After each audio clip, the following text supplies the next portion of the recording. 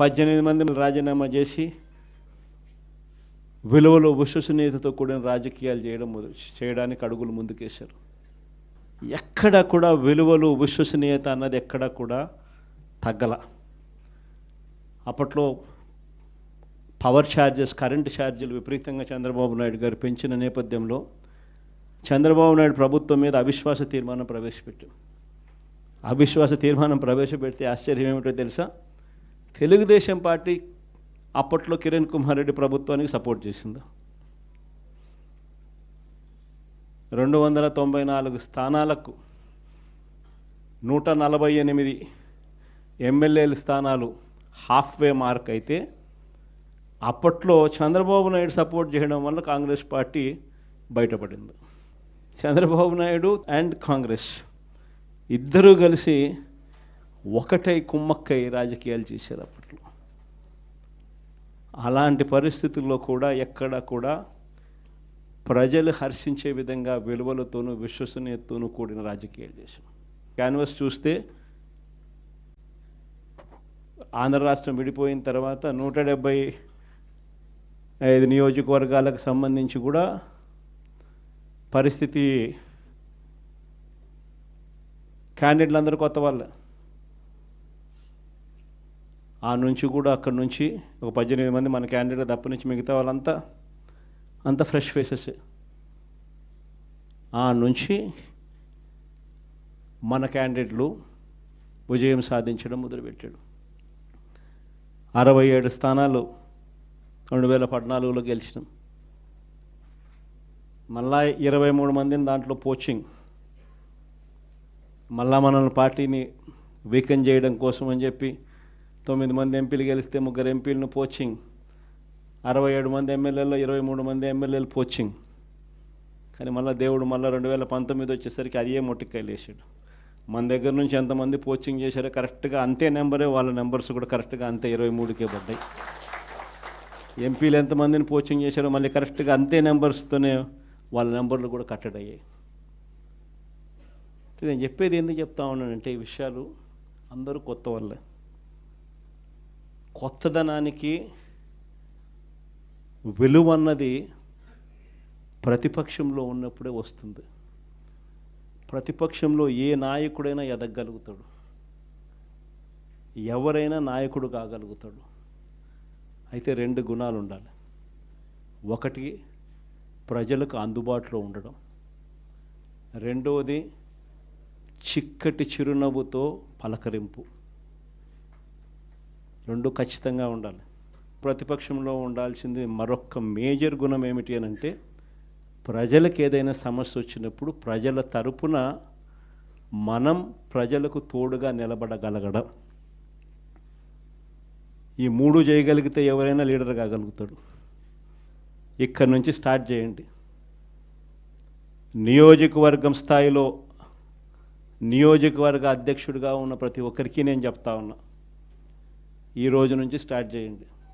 మనం ఈరోజు చూసేది యూత్ అధ్యక్షుడిగా, నియోజకవర్గం ఇన్ఛార్జిగా, యూత్ అధ్యక్షుడిగా ఫస్ట్ అడుగే ఇది. మీ చివరి అడుగు ఎమ్మెల్యే కావడం, అది గుర్తుపెట్టుకోండి.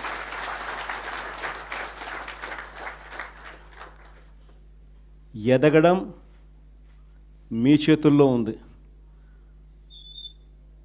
మిమ్మల్ని పెంచడం నా చేతుల్లో ఉంది.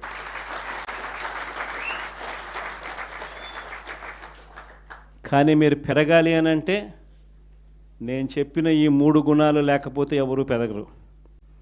ఈ 3 గుణాలు ఉండాలి. ఈ 3 గుణాలను పెంచుకోవాలి. పెంచుకున్న దాంతో అసెస్ చేసుకోవాలి. ప్రతి నియోజకవర్గ ఇన్ఛార్జ్కు ఇది ఒక ఛాలెంజ్ ఇస్తున్నా. ఈ రోజు నుంచి 6 months టైం తీసుకోండి. మండల్ కమిటీస్ ఫామ్ కావాలి. దానికి తగ్గట్టుగానే కాన్స్టిట్యున్సీ హెడ్ క్వార్టర్స్లో వార్డ్ కమిటీస్ ఫామ్ కావాలి.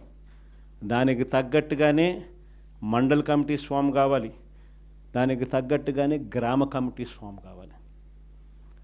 గ్రామ కమిటీసు, మండల్ కమిటీసు, మున్సిపాలిటీల్లో వార్డు కమిటీసు మొత్తం మీ ఆధ్వర్యంలోనే ఉన్నాయి. మొత్తం మీ ఆ చేతుల్లోనే ఆర్గనైజేషన్ ఉంది. ఆర్గనైజేషన్ చేసేటప్పుడు ధ్యాస పెట్టండి, బుర్ర పెట్టండి, కెపాసిటీ ఉన్న వాళ్ళని తీసుకొచ్చే కార్యక్రమం మొదలుపెట్టండి. ఎదగడానికి ఎవరైతే సిద్ధంగా ఉన్నారో వాళ్ళని ఆర్గనైజేషన్లోకి తీసుకొని వచ్చే కార్యక్రమం చేయండి. వైఎస్ఆర్సీపీ ప్రతి గ్రామంలో ఉంది. సిమిలర్లీ జిల్లా అధ్యక్షులకు చెప్తా ఉన్నా, అసెస్ చేసుకోండి. ఎవరికి చెప్పాల్సిన పనులా, నేను మీకే ఇచ్చిపెడతా ఉన్నా.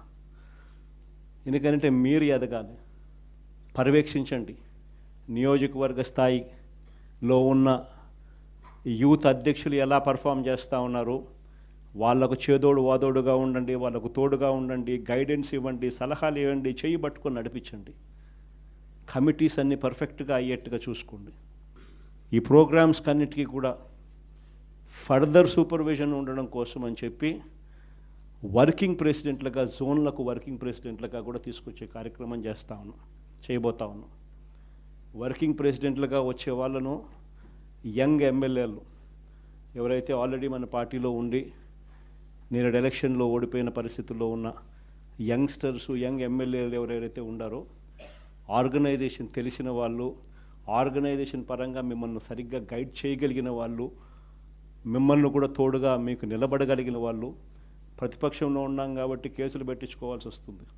కేసులు పెట్టించుకునేటప్పుడు మీకు అండగా తోడుగా కేసులు పెట్టించుకున్నా పర్వాలేదు, ఈ రకంగా కేసులు పెట్టినా కూడా ఈ రకంగా దాన్ని మనం మెనూవర్ చేయొచ్చు, ఈ రకంగా వ్యవస్థలన్నీ మనకు తోడుగా ఉంటాయి, పార్టీ ఈ రకంగా మీకు అండగా ఉంటుంది అని భరోసా ఇచ్చేందుకు యంగ్ ఎమ్మెల్యేలను వర్కింగ్ ప్రెసిడెంట్గా కూడా తీసుకొచ్చే కార్యక్రమం చేస్తూ ఉన్నాం.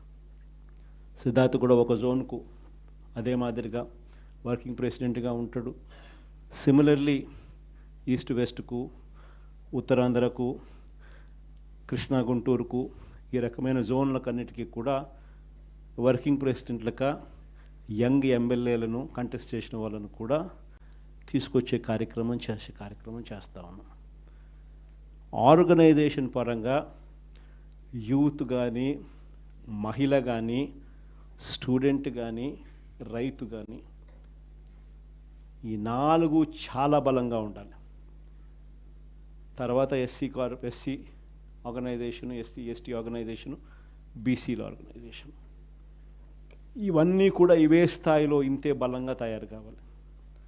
ప్రతిపక్షంలో ఉన్నప్పుడే ఇవన్నీ బలంగా మనం తయారు చేసుకునే వెసులుబాటు మనకు ఉంటుంది. వెసులుబాటులోకి రావాలి. ఆర్గనైజేషన్లో ఉన్న ప్రతి ఒక్కడు సోషల్ మీడియాలో ఆటోమేటిక్లీ ఎంపానల్ కావాలి. సోషల్ మీడియాలో మీ ఫోన్ అన్నది ఈరోజు యుగంలో మీ దగ్గరున్న గన్ను, ఈరోజు యుగంలో, ఈ సోషల్ మీడియా యుగంలో మీ దగ్గరున్న ఏకైక వెపన్, ఏకైక గన్ను మీ ఫోను. ఆర్గనైజేషన్ పరంగా మీరు దాంట్లో ఎంపానల్ అయిపోయి ఉండాలి. మీతో పాటు మీరు క్రియేట్ చేసి ఆర్గనైజేషన్ గ్రామస్థాయి దాకా కూడా ఆ ఆర్గనైజేషన్లో పార్టీ కావాలి.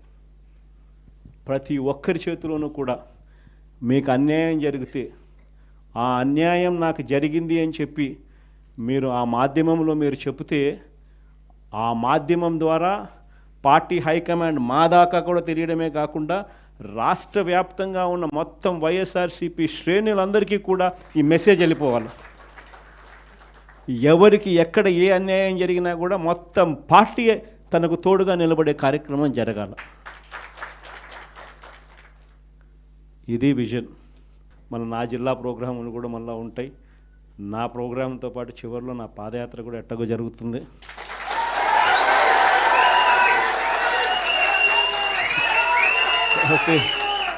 కాబట్టి ఆ టైం వచ్చినప్పుడు ఇంకా మీతో ఇంకా ఎక్కువ మమేకమయ్యే పరిస్థితి ఉంటుంది.